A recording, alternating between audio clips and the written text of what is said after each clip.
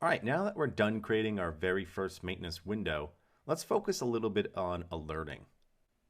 Now, there really are only two options for alerting when it comes to maintenance windows.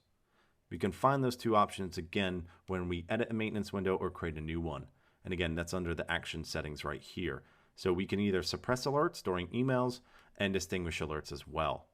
And we're going to focus on the second one, distinguishing alerts within SevOne.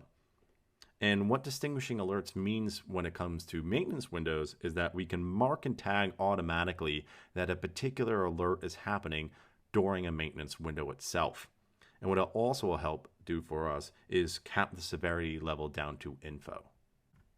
So let's head over to the alerts page and see how SevOne distinguishes alerts based on maintenance windows. So I'm going to head over to my alerts page. And if I wanted to find a particular maintenance window, I can utilize any one of the filters, either by filtering by severity, since I'm already capped out for info, or just by going in and seeing something within the message saying maintenance window. Right now, since I have a small amount of actual alerts, I could already tell that my London Cisco router is already within a maintenance window and trying to trigger an alert. Now, right now, of course, it's capped at an info severity level.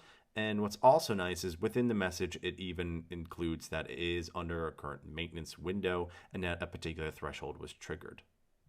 So the second way to visualize alerts pertaining to maintenance windows is through the alert summary page. So let's head on over to alert summary. And what you'll notice within the advanced settings is a new filter result, which is called include maintenance windows alerts. And that's pretty much the only real change that happens to alert summary. Everything else should be pretty much exactly the same as you've seen within other versions of SevOne. And if I go in and click, I can go into the alerts archives and still tell that it is under a maintenance window itself.